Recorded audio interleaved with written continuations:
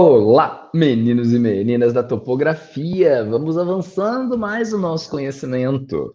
Pessoal, na última aula a gente fechou falando sobre os tipos de poligonais, né? Que podem ser apoiadas, semi-apoiadas e não apoiadas.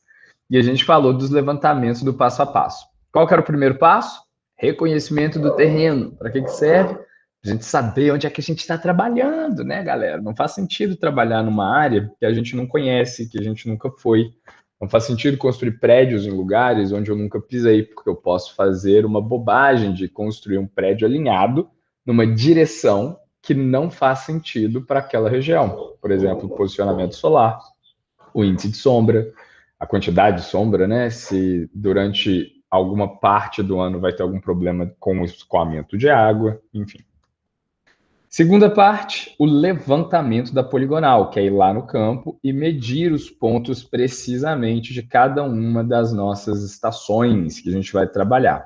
Depois, detalhe, pegar os ângulos horizontais e os azimutes, medir todos os ângulos horizontais e distâncias horizontais. Orientação, pegar a bússola, pegar o GPS, orientar as linhas em relação ao norte e sul.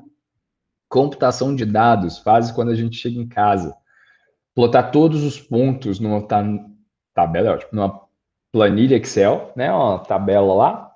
Organizar as informações, deixar tudo bonitinho para a gente poder trabalhar com o Sistema Geográfico de Informação, SIG, ou GIS do inglês, né?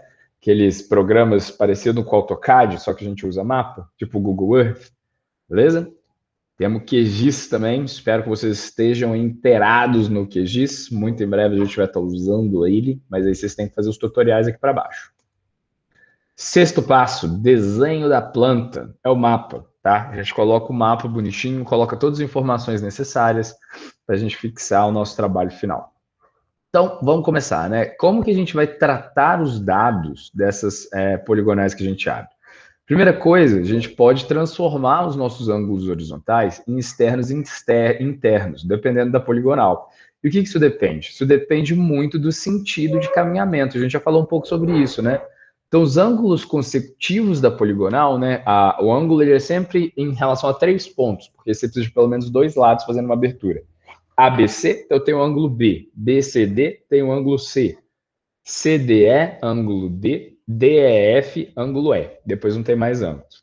Eles fazem entre si, eles são medidos em todos os vértices, sempre no mesmo sentido. Por prática, a gente usa o sentido horário para quando a gente está indo da esquerda para a direita, e o anti-horário quando a gente está indo da direita para a esquerda, para medir ângulos internos. Mas eles podem ser medidos da forma que o usuário achar melhor, só lembrar da consistência dos dados.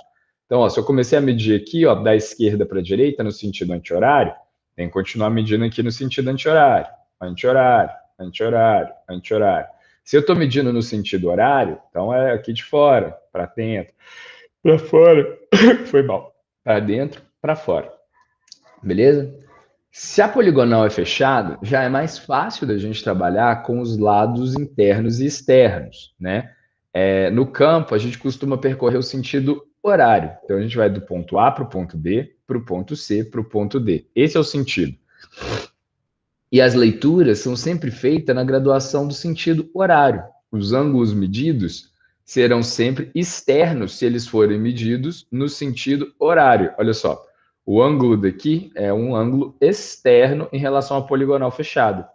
Posso medir também os ângulos internos, né? Quando a gente parte no sentido anti-horário, ó, do ponto A para o ponto B, do ponto C para o ponto D, do ponto D para o ponto A. Então agora eu estou medindo os ângulos internos, que são os ângulos no sentido anti-horário, ó, beleza? Então a gente tem que tomar cuidado com o sentido de caminhamento da poligonal para a gente entender qual vai ser o sentido do ângulo horizontal que eu vou medir. No fim das contas, você pode medir todos os ângulos, tá? Não faz muita diferença, não. Você pode medir o interno, o externo, é bom que já mede tudo de uma vez.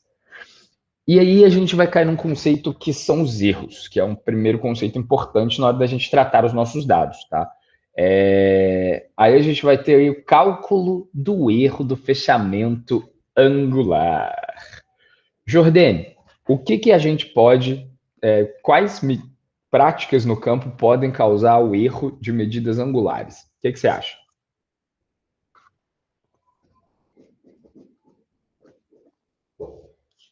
Jordane?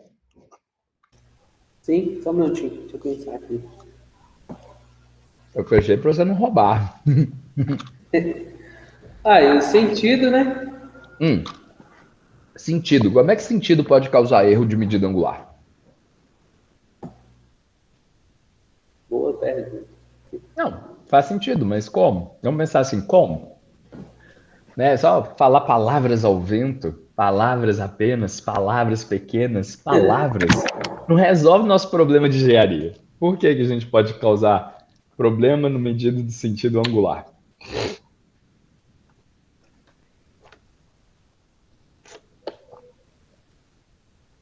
Tadinho de você, fiquei sozinho, é o único que responde. Se não souber para falar, não tem a menor ideia, professor. Sei lá. Você não tem a menor ideia, Me não fala. ensina, você está aqui para me ensinar, fica querendo que eu faça seu trabalho. Não, que isso. Pra gente pensar junto aqui, ó. Beleza, eu tô aqui olhando para um lado, observando uma feição, tá? Um poste, uma régua, e eu vou medir um ângulo horizontal aqui para o outro lado. Que tipo de problema que eu posso encontrar na hora de medir esse ângulo? O que que pode causar erro? Pra gente pensar um pouquinho. Tem um erro maravilhoso que, assim, é o principal de todos. Está entre a tela desse computador e a cadeira que eu tô sentado. Qual que é o erro? A gente. A gente é o erro, Jotene. O erro somos nós. Cara, o problema maior que tem em medida de erro é a intervenção humana mesmo. Por quê? Quando a gente coloca um equipamento, o equipamento ele tem que ser posicionado, ele tem que ser alinhado, ele tem que ser balanceado, calibrado, e quem faz isso são seres humanos. A gente ainda não tem equipamentos que se autocalibram e resolvam tudo. Então, o primeiro passo que pode produzir algum erro em qualquer medida é o ajuste fino das nossas organizações na hora de montar o equipamento. Por exemplo, eu tenho que colocar o meu equipamento num plano horizontal, ele tem que estar bolhado no nível horizontal. Se eu fizer um pouquinho errado, meu ângulo horizontal não vai sair correto. Se o meu equipamento estiver um pouquinho inclinado, já não vai dar certo. Se eu fizer uma medida, eu olho aqui para um ponto e bato um ponto, vou fazer alguma coisa e volto e meço o mesmo ângulo, provavelmente eu vou dar um pequeno empurrãozinho. Desculpa. Um pequeno empurrãozinho no equipamento. E essas pequenas variações podem causar erro. Então, o erro de intervenção humana, ele é claro. Quando a gente vai e mede a mesma coisa várias vezes, será que são sempre as mesmas medidas? Se a gente não tem lugares para apoiar com muita precisão, né, com bases muito fixas, a gente acaba tendo um pouquinho do desnível da mão, um pouquinho do desnível do aparelho, e isso pode causar um erro angular, tá bom? Além de, claro, no campo tem vários problemas, né? A gente pode colocar um poste no lugar errado, aí a culpa é do estagiário que não segurou o bastão no lugar certo.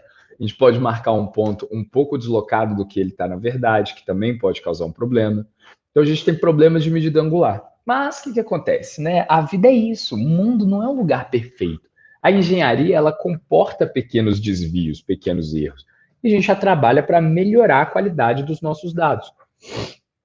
Então, quando eu estou medindo uma poligonal, a gente tem um erro que ele permite controlar a precisão dos dados que eu estou fazendo. Afinal de contas, se estiver muito errado, não vale a pena eu continuar fazendo esse levantamento. Eu vou ter que pensar em novas técnicas, novos levantamentos, recomeçar o trabalho.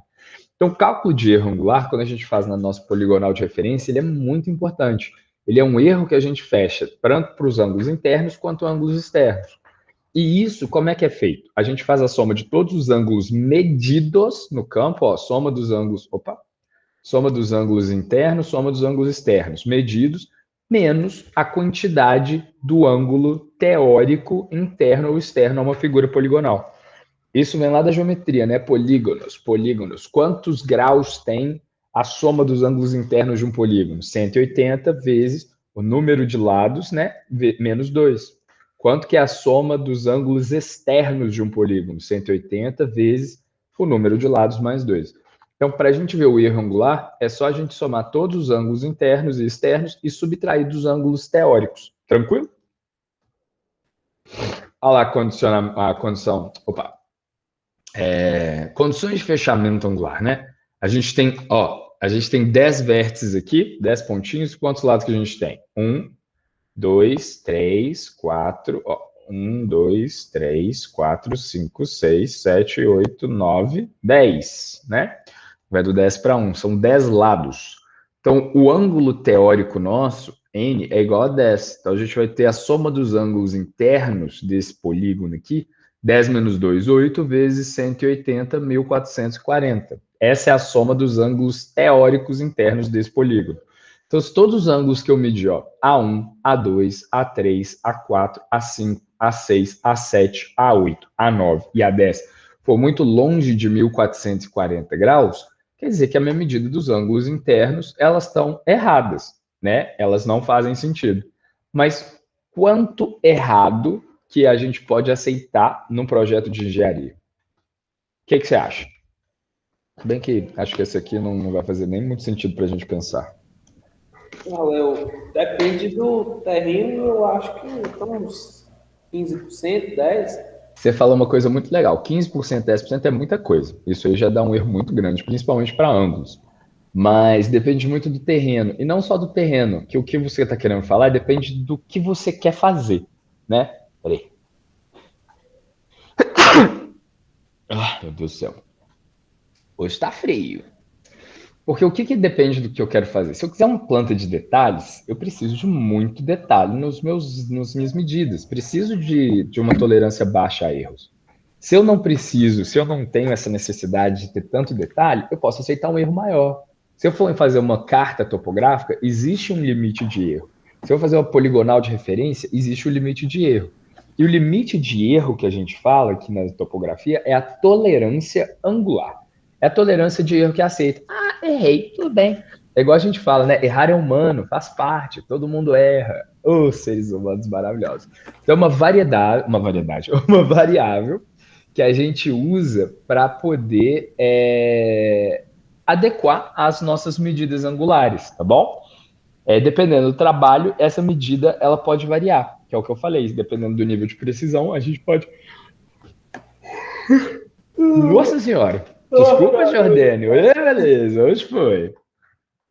Nossa tolerância angular, ela depende da prática que a gente quer fazer. Então, ó, o erro total tolerável, a tolerância angular é dada por essa medida aqui, ó, εt. E como que a gente calcula ela? Né? A gente pega 2 vezes a menor leitura angular do equipamento utilizado vezes o número de lados da poligonal. A menor leitura angular do equipamento utilizado costuma ser indicado no equipamento. Se o equipamento lê graus, minutos e segundos, a menor medida é segundo, né? É 1 segundo. Se o equipamento lê até décimos de segundo, ele vai ter 0,1 segundo. Se ele está medindo graus decimais, vai ter indicado no nosso equipamento qual que é a menor medida, que é o limite de precisão daquele equipamento, tá bom? Opa, não é aqui não. E aí, o que acontece? Beleza. Encontrei meu erro, tá? Tenho lá um cálculo de uma área e eu sei quanto que eu posso errar nela, porque eu li lá no meu equipamento quanto que ele está aceitando a medida da menor unidade. E aí, beleza. Mas como que eu vou aplicar esse erro na medida? Eu vou simplesmente jogar ele na soma dos ângulos e encontrar um ângulo de soma interna? Não faz muito sentido, né? Se eu simplesmente corrigir... O que eu fiz aqui? Ah, voltei. Se eu simplesmente corrigir o valor da medida de soma total dos ângulos, eu vou estar corrigindo o valor teórico desses ângulos internos, o que não faz muito sentido. O que eu preciso fazer para chegar mais perto possível dessa medida angular? Eu preciso que os meus ângulos medidos estejam mais perto possíveis dos ângulos verdadeiros para aqueles vértices. Então, se eu tenho uma tolerância de erro de 10 graus, por exemplo, é muito mais interessante eu distribuir 1 grau para cada vértice do que eu somar 10 graus no ângulo 1, você não acha? Não faz sentido isso? Faz. Ao invés de modificar um ângulo muito, eu corrijo todos os ângulos um pouquinho. Então, o que eu estou fazendo? Distribuindo o erro para todas as medidas que eu fiz. Para isso, a gente vai ter essa nova forma. Essas formas são muito simples, tá, galera? Isso aqui é procedimento padrão. É uma distribuição do erro angular, tá? A gente faz uma aplicação do erro, porque o erro da soma dos ângulos, esse que a gente viu a tolerância angular, é da soma total. Então, vamos colocar que o nosso erro de tolerância é 8 graus. Então, a medida da soma interna aqui, ela pode ser 1.432 ou 1.448. Se estiver dentro desse limite, está aceitável. Para eu chegar em 1.440, eu tenho que corrigir os meus ângulos, dos minhas poligonais, para deixar ele bem alinhadinho. Hoje não deu tempo de fazer o café, tô aqui comendo iogurte, por isso que eu tô bocejando, tá, galera? Foi mal. Só para aguentar aí, ó. Essas aulas às 7 horas da manhã é osso, né? Bora lá. Então, a nossa ideia é distribuir esse erro para o máximo de ângulos possíveis. Dessa forma, os meus ângulos internos ou externos, eles vão estar muito próximo do valor teórico daquela figura poligonal. Afinal de contas, não estar próximo da medida da figura poligonal teórica significa que eu errei no campo, tá? E como que a gente faz isso? Se o erro total estiver dentro da tolerância, a gente usa uma compensação angular. E a compensação angular vai ser medida como? Vai ser a subtração do erro total, do EFA, que é esse que a gente achou aqui, né? Cadê? Erro de fechamento angular sobre o número de lados. Tranquilo? Faz sentido isso? Erro de fechamento angular era o quê? Era a soma de todos os ângulos internos que eu medi, menos os ângulos teóricos do polígono. Então, aqui, ó, eu vou encontrar uma variação de erro.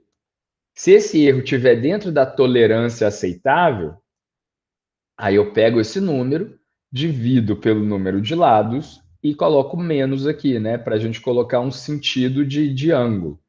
E aí ele vai poder somar ou subtrair uma quantidade angular específica, tá bom? Então, se o nosso erro total estiver dentro da tolerância, a gente vai compensar com esse sinal. Se o nosso erro total for maior do que a soma, se esse número aqui ó, for positivo, quer dizer que a gente vai ter que subtrair dos ângulos. Já vou voltar isso para ficar claro. Se o nosso erro total for negativo, estiver para baixo, eu tenho que somar uma quantidade de ângulos. Então, o meu novo ângulo corrigido, o AI, o meu ângulo interno corrigido, vai ser o meu ângulo interno medido mais a compensação angular. Esses valores eles têm que ser somados ou subtraídos conforme o erro. Vamos ver aqui, ó. Vamos entender o procedimento. O que eu tenho lá? Tenho minha poligonal, 1 até 10. Tenho aqui a medida teórica dos ângulos internos, 1440. Aí eu venho aqui no campo e meço todos os ângulos internos da poligonal. Deu 1445 para mais. Então, estão 5 graus a mais. Então, meu erro de fechamento angular vai ser o quê? Os ângulos internos medidos, né? 1445 menos 1440. Quantos graus deu isso? 5 graus, muito bem. Então, nosso erro angular, ele é de 5 graus. Vamos colocar aqui que a medida aceitável ó, é 1. Sei lá, 1 grau. Essa medida, menor medida aqui. Então, 1 vezes 2 vezes 10, 20. Aceitaria até 20. Que é uma coisa que não faz muito sentido para a gente, mas vamos lá, aceitaria até 20. A nossa medida deu 5 graus. Então, tá dentro do meu erro de tolerância aceitável? Sim. Então, eu posso trabalhar com as medidas que eu fiz? Posso, não preciso voltar no campo, não preciso fazer nada. Então, vou melhorar meus ângulos. Como que eu melhoro meus ângulos? Fazendo a minha compensação angular. É o meu erro de fechamento angular, que deu 5 graus no total, né? Para mais, então é mais 5 graus, sobre o número de lados, que é 10, 0,5, essa divisão, né? E o sinal negativo. Por quê? Porque como o meu erro foi para mais, aqui eu vou ter que subtrair um pouquinho de cada ângulo para ter uma medida menorzinha para a gente encontrar eles. Então, eu vou ter uma compensação angular que eu vou aplicar para todos os 10 ângulos medidos. Esses 10 ângulos aqui, ó. Isso aqui menos 0,5, isso aqui menos 0,5, isso aqui menos 0,5, para chegar no final. Vamos supor que foi para menos. A minha medida interna aqui deu 1435, menos 5 graus. Por que menos? Porque aqui são a soma dos ângulos internos, 1435 menos o teórico, 1440. Então aqui, como é uma subtração, vai dar um valor negativo de menos 5, tá bom? Sendo menos 5, meu erro de fechamento angular, está dentro da minha tolerância aceitável, né, que era 20 graus. Posso jogar ele aqui na fórmula. Então, ó, menos 5 vai dar 5, né? Sobre N10, 0,5. E agora essa compensação é positiva. Por quê? Porque a minha soma de ângulos internos foi menor do que deveria ser. Aí eu saio somando 0,5 para todos os ângulos para a gente encontrar os ângulos corrigidos. Vamos ver isso aqui na prática. Ó, primeira coisa, a gente tem aqui um quadrilátero, tá? Com esses 4 ângulos aqui. A1, A2, A3 e A4. E a primeira coisa que a gente tem que verificar é a... Como é que chama esse negócio aqui que eu esqueci? Tolerância total aceitável, tá bom? Oi. Não pode prosseguir. Não, pode falar. Eu falei de tolerância. A tolerância total aceitável, é isso mesmo.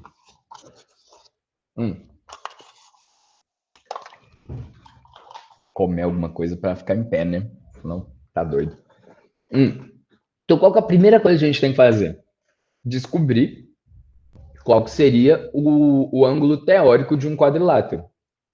Qual que é a medida teórica de um ângulo de quadrilátero? Interno. 180 menos um número, Vamos fazer junto aqui, ó. menos 2. Isso mesmo. É. 180 vezes N, 4 menos 2, 2. Então, 2 vezes 180 dá quanto? Aqui, ó. Lousa interativa. Gente, essa lousa interativa é uma coisa que eu me divirto. Deixa eu abrir aqui. Vamos lá. Aqui, ó. Quadrilátero, né? Como a gente conhece os quadriláteros, a gente sabe que é 90, 90, 90, 90. 90 vezes 4, 360, não é isso? Então, vamos fingir que a gente não sabe. A nossa fórmula é 180 vezes N menos 2. Quantos lados tem um quadrilátero? 4.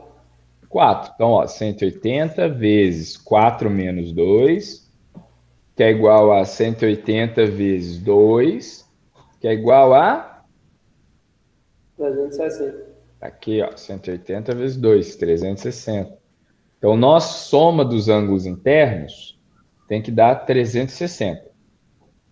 Belezinha? Sim. Tá aqui, ó, 360. Deixa eu aqui, não inventou nada não. Então, vamos para o nosso problema. O nosso problema fala lá que a gente tem que primeiro verificar a tolerância total do quadrilátero. Vamos ver quanto de erro que tem, né? Como que a gente vai fazer essa soma aqui? Vamos lá.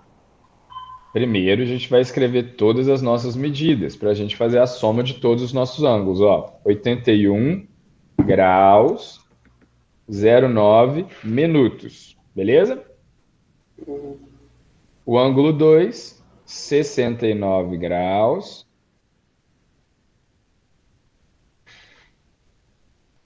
E 41 segundos. Tá dando para ver aí? Sim.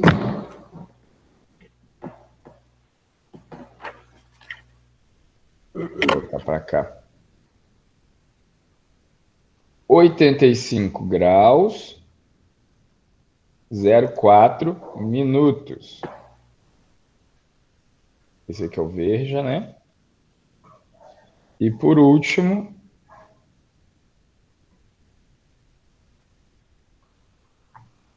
124 graus e 14 minutos. Belezinha? Tranquilo?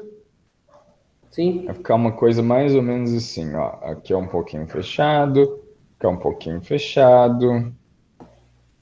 Aqui vai ser um ângulo mais ou menos assim. Tá aí o nosso quadrilátero. Vai ficar mais ou menos assim, ó. O ângulo preto aqui.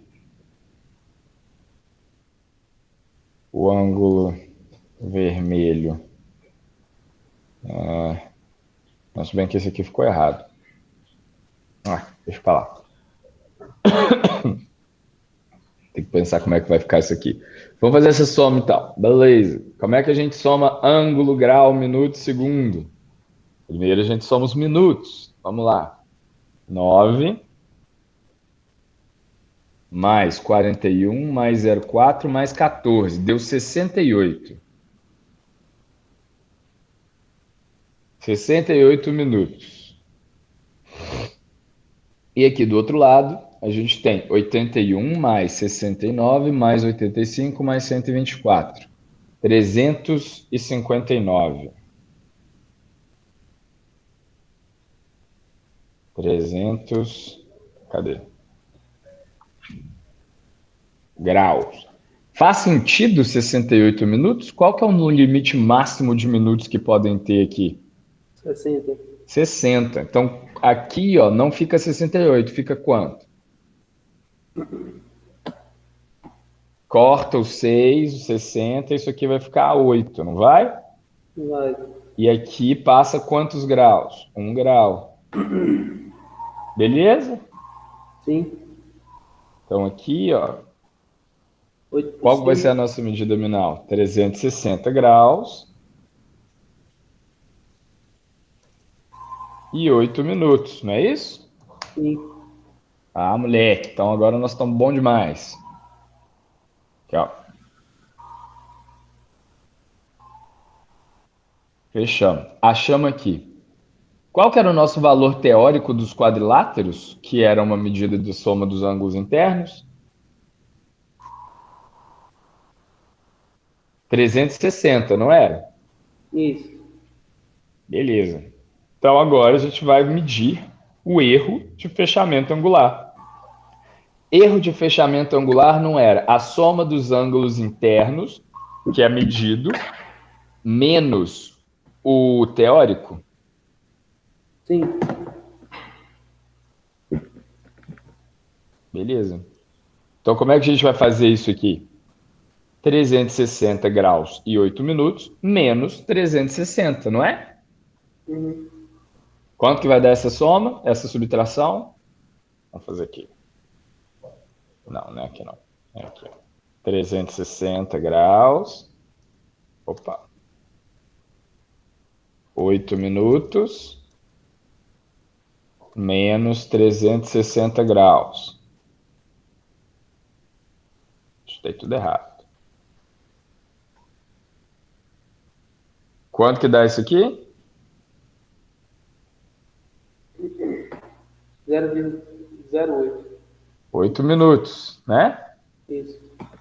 Beleza? E corta tudo, ó. Então a gente encontrou aqui agora, ó, o nosso erro de fechamento angular, beleza? Nosso erro de fechamento angular é 8 minutos. Tranquilo. Então vamos voltar para o problema. Verificar a tolerância e compensar os ângulos. A tolerância é 2 vezes a menor medida angular do equipamento vezes o número de vértices. Quantos vértices tem essa poligonal que é um quadrilátero? 4. Então vai ser 2 vezes 4 vezes E. Ele vai dar lá pra gente, ó, 1 minuto.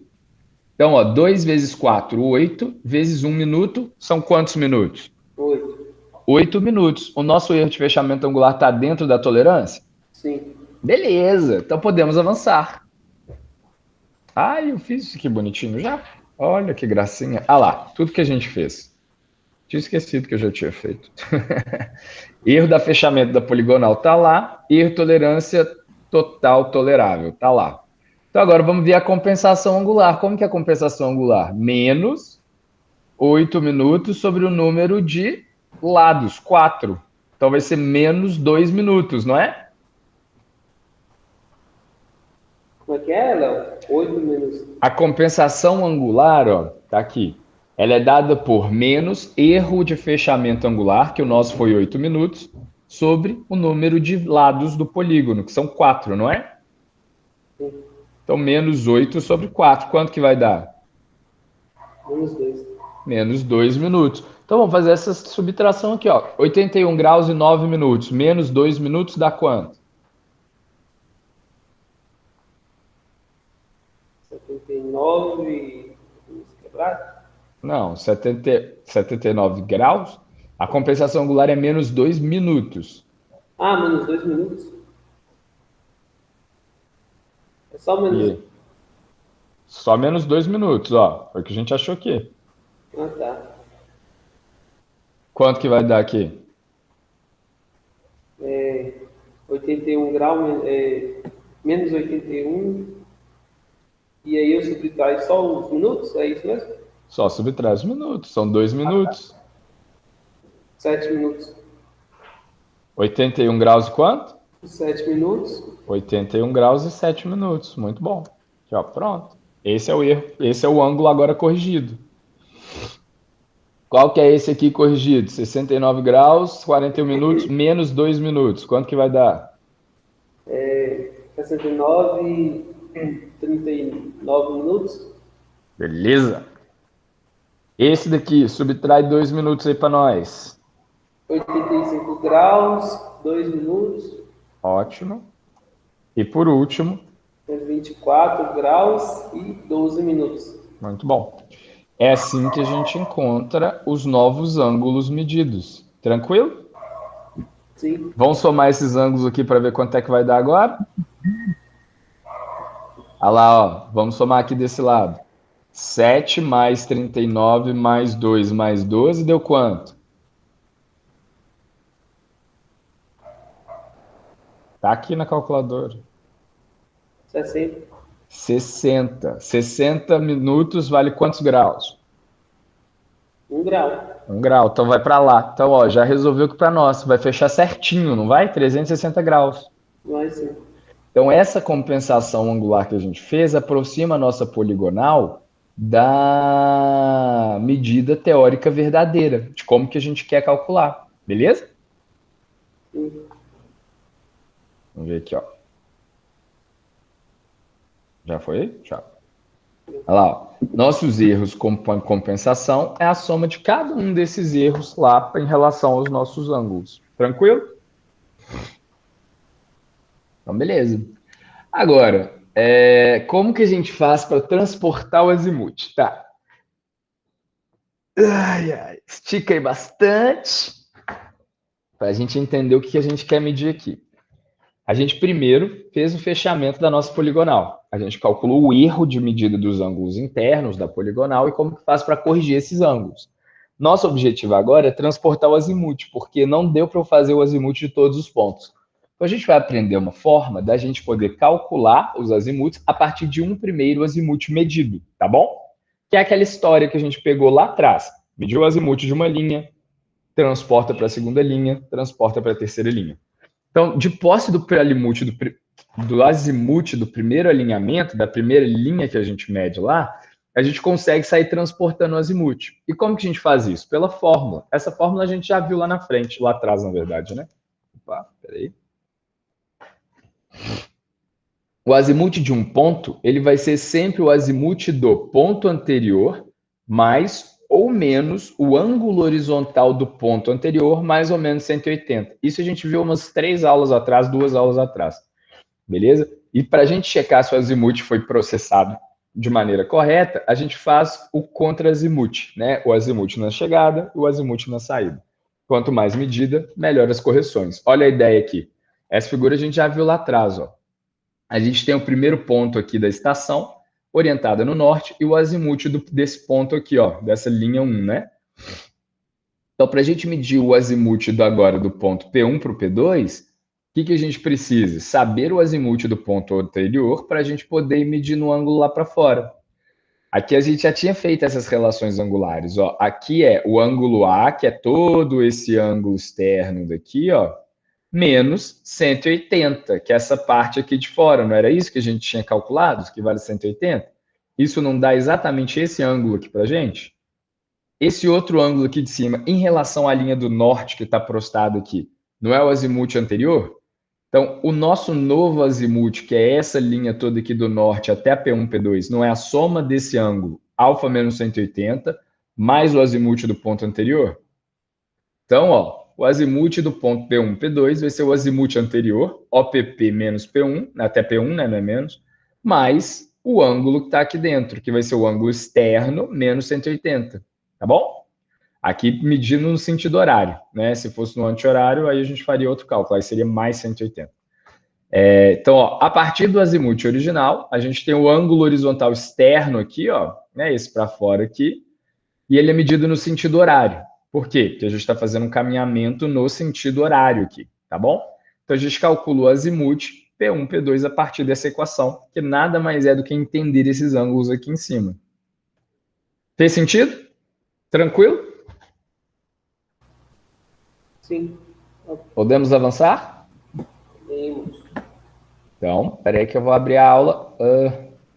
Essa era qual? Essa era a aula 7. Aula 8. Já são 8 horas. Nós vamos acabar. Não abre boca não, Jordênio. Você aguente-se aí, meu filho. Vamos acabar esse transporte de azimuth hoje. Não deu tempo de fazer o café, não quis fazer café para sua mãe. Aqui para mim não deu tempo hoje também não. As participantes da aula estavam muito agitadas. Bem que agora tá todo mundo quieto. Café pra namorada? Oi? Nossa senhora, não, ela acorda mais tarde. Dá tempo ainda. Acho que ela pega serviço só 9 horas. Aí dá para esperar. Bom, vamos ver se dá para esperar, né? Então, bora lá. Levantamentos planimétricos, parte 4. Essa é a última parte que a gente vai ver de levantamento planimétrico. A gente não tem mais o que trabalhar. A gente já viu como colocar um equipamento no lugar, como apontar ele para frente, como medir os ângulos internos e externos, como fazer correção de erro e como fazer o fechamento total das nossas figuras. Então, a última coisa que falta para a gente fazer principal aqui é a medida do transporte dos azimuths. Depois disso, a gente vai fazer cálculo de área, né? Porque não adianta nada eu fazer uma poligonal sem saber a área dela. Mas vamos focar no que a gente está falando aqui ainda. Cálculo de azimuth. Beleza? Uai, por que não está dando certo isso aqui? Agora deu. Então, ó, como que a gente vai fazer o cálculo do nosso azimuth? Se o azimuth do ponto P1 ao ponto P2 for maior do que 360, a gente vai subtrair 360 do ângulo original. Se o azimuth P1 e P2 for menor do que zero, que não faz muito sentido, né? A gente vai somar 360. Por que eu estou falando isso? Porque quando a gente calcular esse azimuth desse ponto 1, ponto 2, eu estou fazendo uma subtração do ângulo 180 na fórmula padrão original aqui, não estou? Ó, é um ângulo de azimuth anterior mais um ângulo alfa qualquer menos 180. Esse valor aqui, eventualmente, pode dar um valor negativo. Então, ó, se ele for um valor negativo, abaixo de zero, significa que eu dei uma volta e andei mais um pouquinho. Se ele for acima de 360, quer dizer que eu dei uma volta e andei mais um pouquinho. O fato dele ser maior ou menor é só a direção. Vocês lembram da... Deixa eu mostrar aqui de novo no nosso Google... Como é que chama esse trem? Jamboard. Por que a gente tem isso? Porque, né? Às vezes a galera ainda não tem na cabeça claro que ângulo, eles vão de 0 a 360. Quando vai maior ou menor, vê ângulo negativo, não sabe do que está falando. Então vamos ver isso aqui para a gente não ter problema. Ó. Quando a gente está trabalhando com ângulo, a gente trabalha com as medidas do círculo, né? Os nossos ângulos, eles podem ser medidos a partir do norte e o leste-oeste aqui, né? Ele pode ser medido desse ponto em qualquer lugar do círculo. O máximo que ele pode chegar é 360. O mínimo que ele pode ter é 0. Então, se eu tiver um ângulo negativo, vamos colocar assim, ó. Espera aí que estou com o interfone aqui.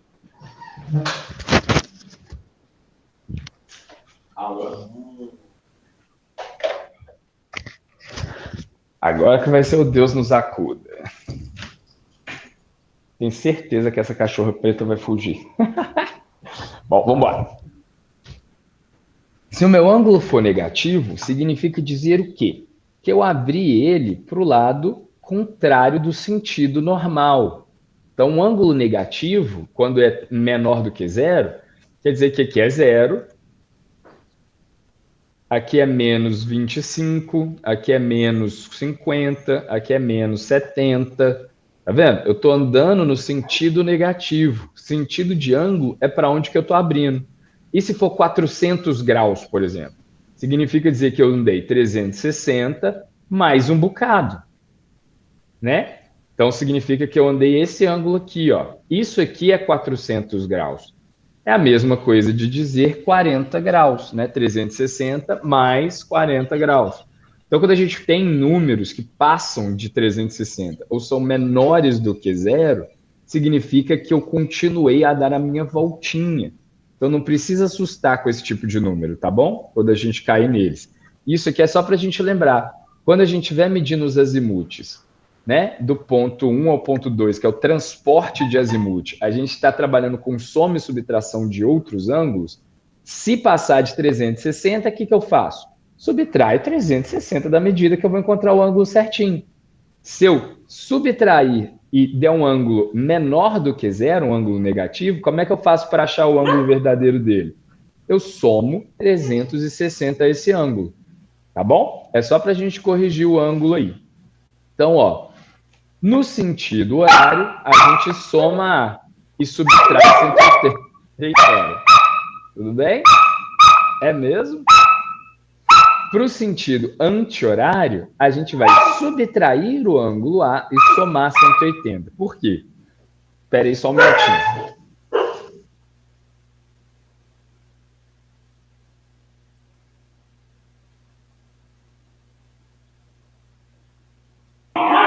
Pronto, acabou a festa das cachorras. Tira, não acabou não, vai continuar na gritaria aí.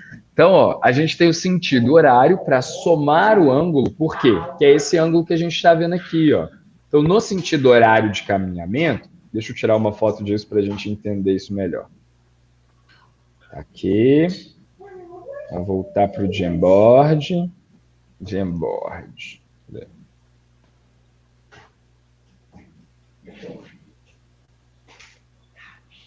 Vamos ver se vai aparecer aí para vocês. Os cachorros são muito doidos. Então vamos lá, ó. No sentido horário de caminhamento, a gente está medindo esse ângulo aqui, não é? Ó, o ângulo A total aqui. O que ele é? 180 é essa medida vermelha aqui que eu fiz agora, ó. Aí o que a gente tem que encontrar ainda? Esse ângulo aqui para baixo, ó. É o ângulo verde. Né? É esse ângulo grande aqui, ó, verde. E o que é esse ângulo verde? Não é o ângulo A, que é esse ângulo agora amarelo todo aqui, ó, menos o 180. Se eu pego o ângulo amarelo grande e tiro 180, eu vou encontrar o ângulo verde. Beleza. E se a gente estivesse fazendo um caminhamento no sentido horário, anti-horário, na verdade, né? Para o lado de lá. Vamos ver de novo. Então, ó, no sentido anti-horário, a gente tem que 180 tá aqui, ó, né? Essa medida. O nosso ângulo amarelo agora, ele é menor do que 180, não é? Então, o nosso ângulo verde, que é o ângulo A, o que ele vai ser? Ele não vai ser mais... Ele não vai ser mais 180, o ângulo A menos 180. Ele vai ser 180 menos o ângulo A. Beleza? Não faz sentido? Tá. Então, aqui, ó, ao invés de ser A menos 180, que é o normal que a gente tem, a gente vai ter 180 menos A, tá bom? Então, é só ficar de olho nesse tipo de equação aí. Quando a gente tiver no sentido horário, ele vai ser soma A, subtrai 180. No sentido anti-horário, ele subtrai A e soma 180. A dica para transportar azimuth, desenhe, galera. Faz esse desenho lindo, maravilhoso no papel, num croquis, rapidinho. E aí vocês fazem isso na lógica. É melhor do que ficar quebrando a cabeça, tentando lembrar a fórmula. Lembrar a fórmula é uma maneira pouco eficiente de usar a nossa memória cerebral. Então, assim, faz o desenho, vê o que é o que isso aí resolve todos os nossos problemas. Você virar um topógrafo, daqui a um tempo você vai acabar acostumando, tá? Mas assim, né, não precisa. Então, aqui tá as fórmulas, ó. Transporte de azimuth no sentido horário é o ponto anterior, o azimuth da linha anterior, mais A, né, mais alfa, menos 180. Alfa, o ângulo medido no mesmo sentido de caminhamento. Se eu estou caminhando no sentido anti-horário, então vai ser o ponto anterior menos alfa mais 180, que é a abertura no sentido de caminhamento anti-horário. Então vamos lá. Cálculo dos azimuths. Como é que eles vão ser medidos? Ó, os lados eles são obtidos da relação dos azimuths, os ângulos horizontais no alinhamento 1, 2, 3 e 4. Então, quais ângulos que a gente tem aqui? O azimuth 1, 2, o azimuth 2, 3 e o azimuth 3, 4. O ângulo que eu medi quando eu estou fazendo caminhamento é o ângulo A. Então, ó, no sentido horário, tá aqui, ó, ângulo A lido e o ângulo A lido, né? Aqui a gente tem os ângulos de deflexão marcados, ó. Esse ângulo de deflexão e esse ângulo de deflexão. Conhecido o azimuth original, né, 1, 2, e o ângulo horizontal lido no vértice 2, que é o ângulo A, no sentido horário, a gente sabe que o azimuth do ângulo dos pontos 2, 3, né, dessa linha daqui, vai ser o azimuth anterior mais A menos 180, né? Da mesma forma, para o azimuth da linha 3, 4, vai ser esse novo azimuth 2, 3, menos 180 menos A. Por quê? Porque a medida aqui, ó, que a gente fez, ainda está pelo mesmo lado, mas é só se fazer o cálculo, ó. A lido está aqui, 180 é isso tudo daqui, o azimuth vai ser 180 menos essa medidinha aqui, que no final das contas é isso tudo menos esse lado aqui. Então, ó, vai ser o A lido de novo, menos 180. Tá bom? Tranquilo? Peraí, Léo, volta nesse 3 aí. Qual no 3? Ó, do ângulo 3, 4, a gente está abrindo no sentido horário de caminhamento, não tá? Sim. Então, qual que é a forma do sentido horário? Mais A menos 180, não é? Sim. Então, no final das contas, vai ser o azimuth do ponto anterior, que é o azimuth 2, 3, mais A menos 180. O azimuth 2, 3 é esse daqui, ó. Sim. Esse ângulo mais o ângulo A, né? Menos 180. O ângulo A Aqui tem um ângulo repetido. O ângulo A ele é lido, né? É o ângulo que a gente lê. Aqui nem coloquei não. Que é o ângulo horizontal que a gente está lendo. Tá. Tranquilo? Entendi. Então, beleza. Então aqui a gente tem a variação desse ângulo. Que outras medidas que a gente pode ter nos nossos levantamentos poligonais? Hein, Valentino? Tem uma variação em x e a variação em y. O que é isso? Delta x, delta y de um ponto. Isso nada mais é do que os lados que a gente já mediu, aquela variação de xa, xb, para cada lado da poligonal que a gente calcula, tá bom? E como é que a gente pode calcular ao invés de medir? A gente pode usar a distância horizontal de uma linha, né, de um ponto em relação ao outro, vezes o seno do azimuth do ponto. Isso a gente já viu um bocado de vezes, não já? Era só desenhar o triângulo. Tem necessidade de eu desenhar de novo? Acho que não. Não, né? Precisa decorar a fórmula? Não, também. Como que a gente faz para achar isso? Quando não lembra, desenha, procura no Google, né? Olha só, se a gente tem um triângulo retângulo aqui, ó. Ah, vou ter que desenhar, né? Não tem jeito, peraí. Uma janela. Uai, cadê meus negócios aí de... Aqui, ó. Y, X. Tem o ponto A. Dê minhas medidas. Aqui, ó. Ponto A e ponto B. Como é que eu meço o azimuth? O azimuth não é em relação ao norte? Sim. Tá. Então a gente tem o triângulo retângulo aqui, ó. Temos esse ângulo interno daqui, a medida de um cateto oposto, a medida de um cateto adjacente, aqui, ó, ângulo ponto A, ponto B. Então aqui a gente tem a medida de x de A, x de B. Mudar a cor, mudar o negócio, né? Fazer mais bonitinho. E aqui a medida do YA. Isso aqui não é o nosso delta Y.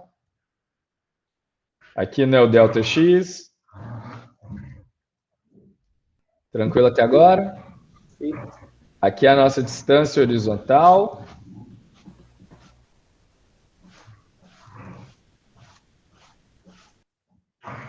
Né? Vou ver aqui.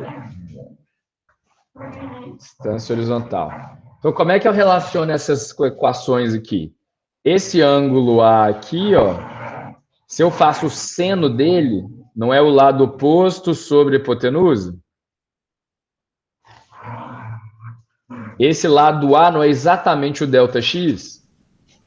Sim.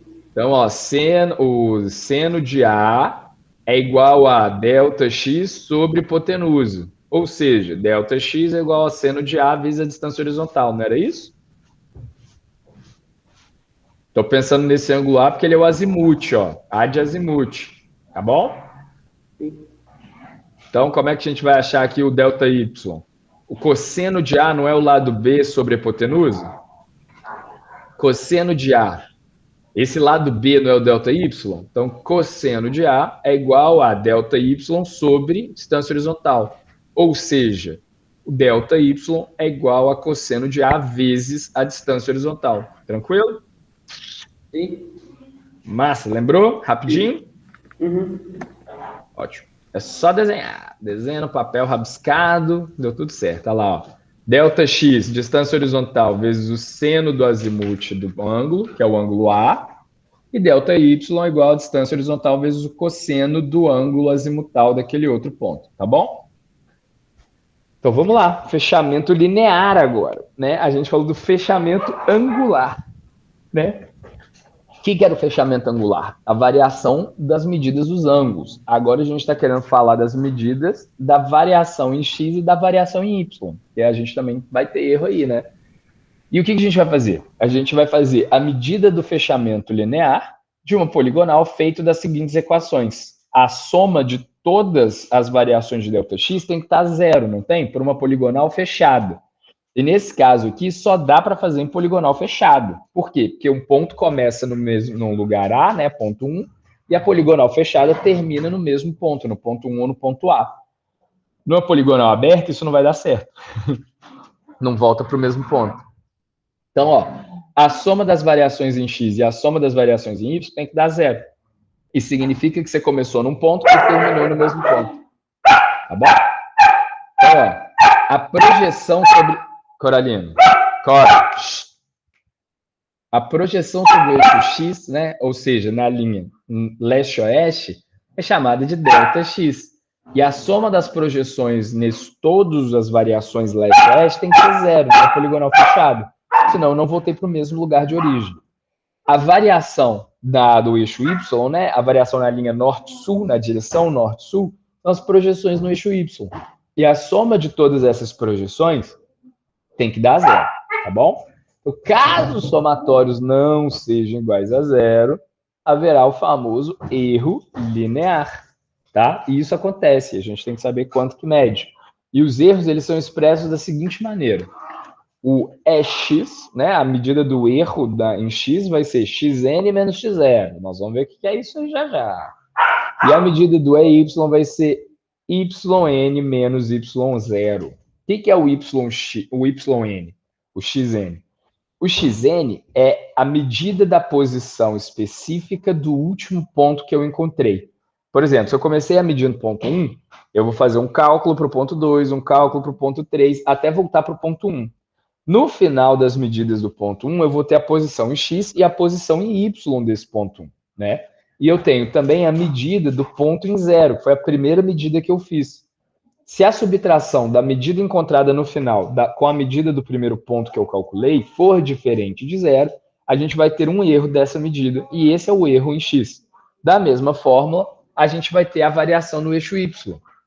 Então, ó, se a gente pega a medida do ponto final que eu encontrei na variação y, né, depois que eu andei na poligonal toda, e subtrai o primeiro valor medido para aquele ponto em y, e se for diferente de 0, eu tenho o erro no eixo y.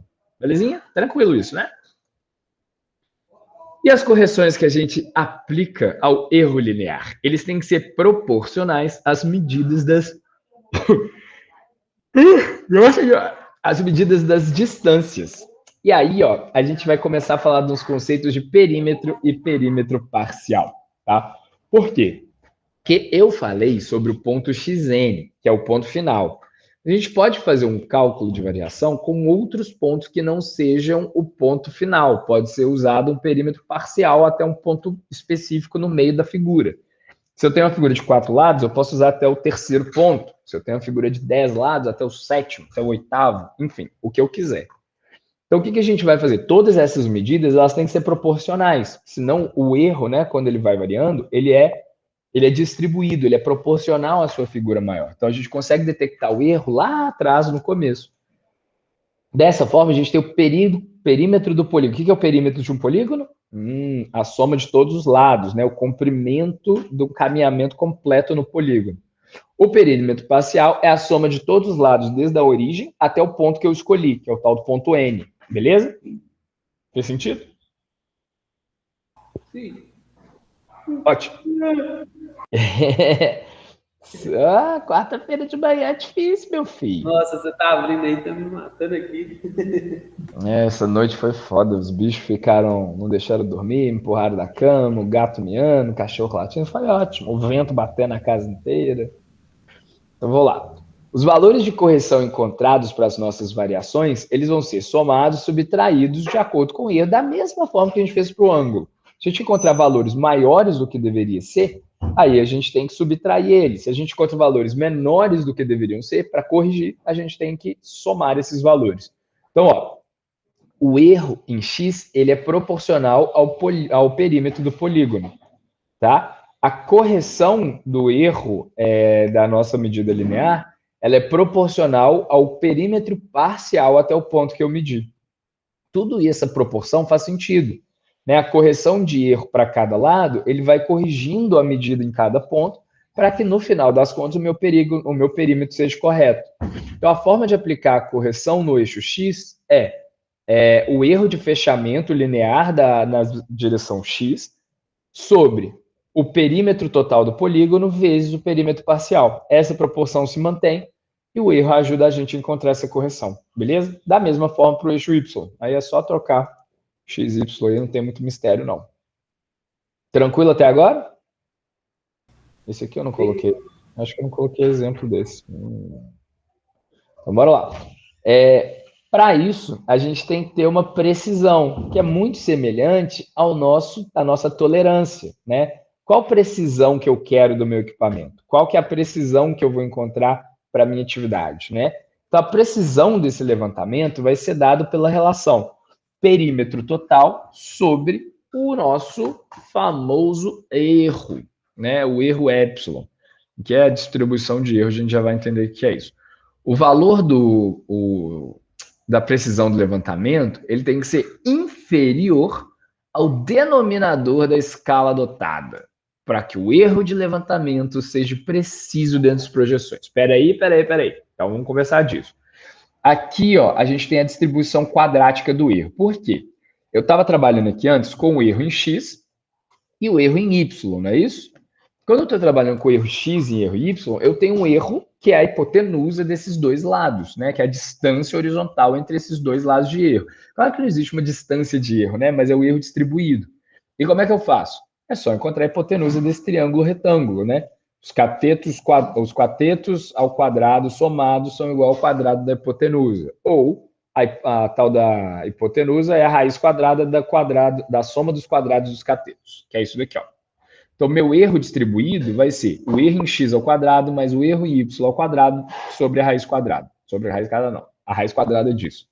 Tá? E a precisão do meu equipamento vai ser o perímetro do equipamento sobre esse erro distribuído. Essa medida, tá? Essa medida de m, ela tem que ser menor do que a escala que a gente obteve. Denominador. O que é denominador e numerador? Vocês lembram disso? Tem que ser inferior à menor medida da escala. Denominador é o número de baixo, tá? Por quê? Porque senão, para cada centímetro, para cada milímetro que eu desenhar, eu vou ter um erro muito grande. Então, nossa precisão de equipamento, ela tem que estar abaixo do denominador da escala. Se a minha escala é 1 para 50 centímetros, né? A minha precisão, ela tem que ser menor do que 50 centímetros, porque senão a minha precisão for 100 centímetros, quer dizer que eu estou tendo uma precisão que ela é 2 vezes pior do que a escala do desenho. Então, para cada centímetro que eu for fazer, na verdade, o ponto podia estar 1 centímetro para cima, 1 centímetro para baixo. Aí dá ruim, né? Dá ruim demais. Então, a precisão tem que ser, no mínimo, igual à parte de baixo da escala, ao número maior que a gente tem. Tá bom? Tranquilo até agora? Cala a boca, mas abre.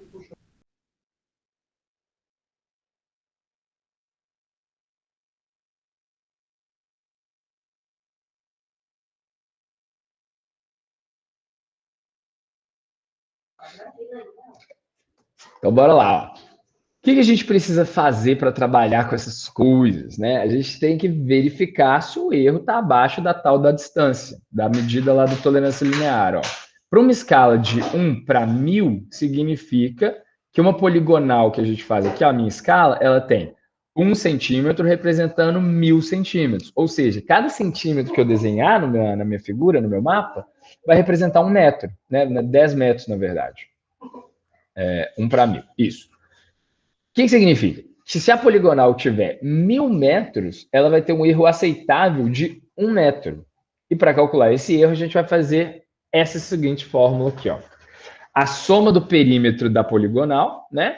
Aqui para cima, ó, a medida de todas as distâncias horizontais, que é isso daqui, a medida de todas as distâncias horizontais, sobre o nosso erro. Isso aqui, ó, é essa fórmula aqui de novo, precisão, tá bom? Esse Z aqui é só para avacalhar esse nome. É porque a gente encontra aí, ó, M de precisão, Z de precisão, tem vários números. Então, ó, a gente faz a soma de todos os lados da poligonal, que é o perímetro total. Se o perígono for... Ó, o perígono é ótimo, né? O perímetro for 1000. Então, tá aqui, ó, 1000 metros sobre esse erro aqui que a gente tem que calcular, tá bom? Então, vou lá, ó. De posse das coordenadas x e y dos locais, a gente faz o transporte para os demais locais e a gente consegue resolver os nossos probleminhas todos. Então, ó, para transportar um ponto P para um transporte de outra coordenada, a gente vai usar essas fórmulas. Peraí que eu acho que... Ah, não, eu não pus exercício, gente. Tem que pensar que é um exercício disso. Já sei, vou colocar para vocês fazerem. A gente coloca o exercício de medida de precisão de equipamento, tá? Que a medida da precisão do equipamento vai ser o perímetro sobre o erro distribuído nos dois eixos, beleza? E essa medida aqui, ó, é o erro planimétrico, tá? É o erro final, erro planimétrico, que é o erro de 1 sobre a precisão do equipamento, tá bom? Galera, isso são notações de erro. Isso aqui, ó, no final das contas, deixa eu ver se eu coloquei aqui. Não. Colocar aqui para a gente uma planilha com todos os erros, como que a gente mede eles, e o passo a passo, tá bom? Que acho que fica mais fácil. Então, ó, a última coisa que a gente vai ver aqui nessa aula de levantamento planimétrico, antes da gente passar para o cálculo de área interna, é o transporte das coordenadas. Ora, se eu posso transportar azimuts, eu também posso transportar coordenadas. E aí, o que a gente consegue fazer? Né? Sabendo o primeiro ponto, x e y, o TM perfeito do primeiro ponto, eu saio transportando para todos os outros pontos. Então, a coordenada de um ponto qualquer vai ser sempre a coordenada do ponto anterior a ele, mais a variação em x desse ponto em relação ao anterior. A medida UTM em y de um ponto vai ser sempre a medida UTM do ponto anterior, mais a variação em y do ponto anterior em relação a ele. Para a gente checar se esse transporte está certo, o valor de x e y de chegada tem que ser igual de saída. Ou seja, se eu jogo aqui, ó, XP e coloco P1 para 2, tem que dar uma coisa. E de 2 para 1 tem que dar a mesma coisa.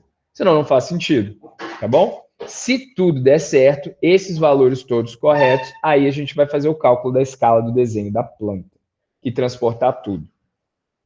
Falo que eu não preciso fazer desenho, mas eu volto para cá para a gente ver a nossa ilustração maravilhosa, que é a mesma ilustração de sempre.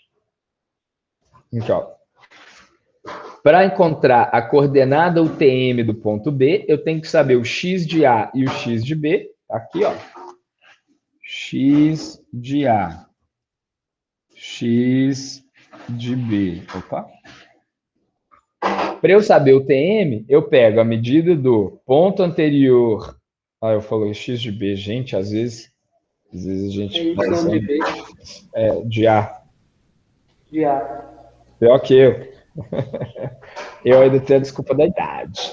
Então, ó, pega a medida de x de A para achar o x de B. Ó. X de B é igual ao x do ponto anterior, x de A, mais a variação de ΔX entre os pontos B e o ponto anterior, que é o ponto A. E o y de B aqui em cima é o y do ponto anterior a A, mais a variação em y entre os pontos A e B, que é o ponto que a gente está estudando e o ponto anterior. Faz sentido? Sim. Tranquilo? Sim. Deixa eu ver aqui. Por hoje é só. Hoje acabou a aula. Que legal. Deixa eu ver aqui. Tá empolgado, né, meu filho? Próximo é cálculo diário. Hã? Tem que fazer uma provinha ali agora. É bom que libera aí pra você estudar. Ó, por hoje tá bom demais. A gente estudou aqui erros de fechamento angular, erros de fechamento linear. Por favor, independente da hora que vocês forem estudar isso, estudem isso para a próxima aula. Porque na próxima aula a gente vai começar a trabalhar com cálculo de área e a gente vai começar a falar dos projetos de topografia. Tá bom? Então, na próxima aula, a gente já vai começar a trabalhar um pouco com seminários de apresentação, com os nossos com os projetos, e eu espero que o resultado seja uma coisa muito legal, muito louca. Eu espero que vocês se preparem para isso. E aí a gente tem que entender direitinho esse erro angular e esse erro linear, tá bom? Por hoje tá ótimo. Chega. Um abraço para vocês e a gente se vê na próxima aula.